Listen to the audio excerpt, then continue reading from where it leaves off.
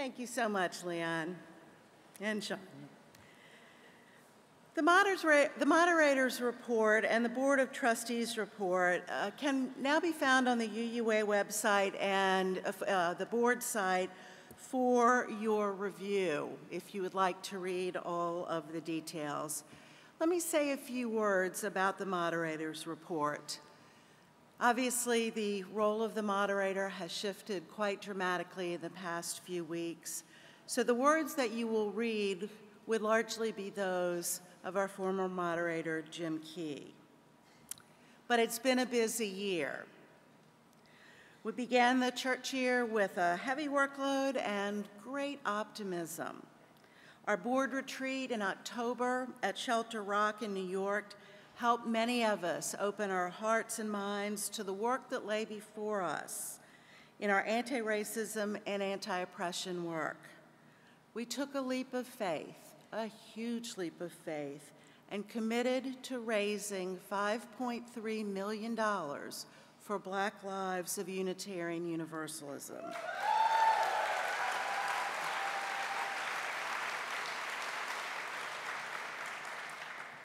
Certainly beyond the board, we know that it wasn't a universally popular decision, but we were and we still are deeply committed to making that pledge come true. In the spring of this year, we planned and executed different ways of facilitating our in-person, face-to-face board meetings in a way that brought more voices into the discussion. While we're not really patting ourselves on the back, we were beginning to nod to ourselves that transformation and change could be possible. And then, well then, the hiring process failed and we were complicit. Senior leadership stepped down and we struggled mightily to find a way to a new paradigm. And severance packages were granted that we had no knowledge of until they had been legally executed. We missed opportunities and we lost ground. And Jim got sick and we lost him forever. There's a lot of catching up to do and lots of trust building that needs to happen with our communities of color and our congregations that we represent. We are and remain committed to moving forward to fix some of the brokenness. Our co-presidents have served us so well and have given us a taste of how we can move forward. We hope that you will be willing to join us on that journey. One of the responsibilities of the board, as outlined last year in a responsive resolution that was adopted, is to report back to you on how we have supported, how we and the denomination and the staff have supported Black Lives Matter, Black Lives of UU, pardon me. Be it resolved that the Board of Trustees issue a multi-year report on the board, staff, congregational, and denominational responses to Black Lives Matter, and particularly examines the year-to-year growth in the responses at General Assemblies 2017, 2018, and 2019. There is an extensive list of activities and successes in the moderator's report that will outline the work that has been done. Let me just highlight a few. As I mentioned, in October, we committed $5.3 million to Black Lives of UU. The board itself raised over $50,000 towards that goal from the board table. Thank you.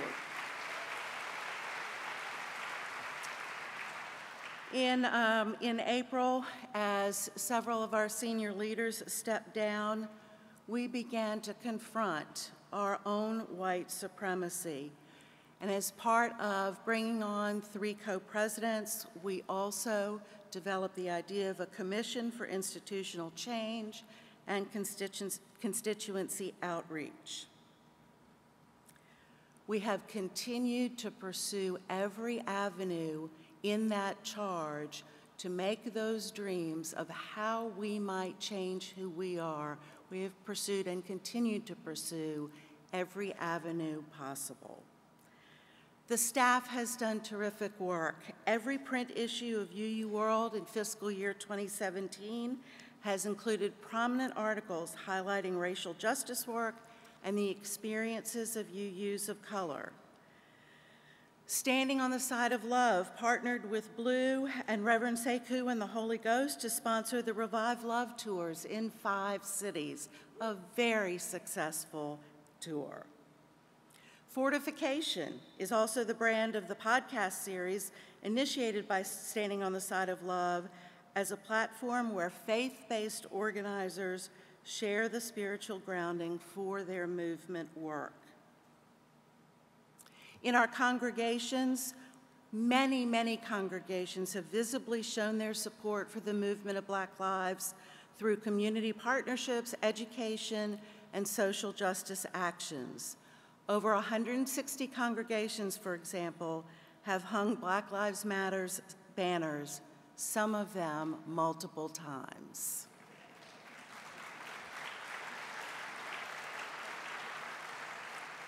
Over 700 congregations have engaged in the white supremacy teach-in, and the ongoing conversations from that teach-in that were inspired by that teach-in continue to grow. An even more important lesson is the significant amount of volunteer work that religious educators did, Aisha Hauser, Christina Yavetta, and Kenny Wiley, in a very short period of time.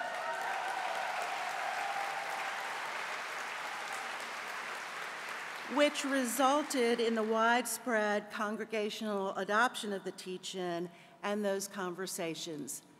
Those folks are teaching us how to do things not at the speed of church. And alongside the banner displays that I described, many congregations are holding and attending and supporting vigils for people killed by police violence. We have much work yet to do. Our policies, our words, and sometimes our deeds often fall short of beloved community.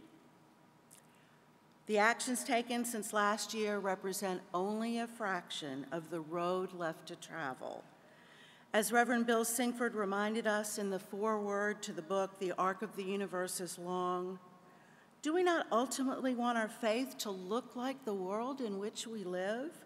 We must honor and celebrate the presence of those voices, those African American and other communities of color, those persons, but we cannot ignore the formative nature of the black-white paradigm that informs so much of our conversation about race, ethnicity, and culture. There is knowing and healing about our national and personal history that is long overdue, and we will continue the work. Thank you.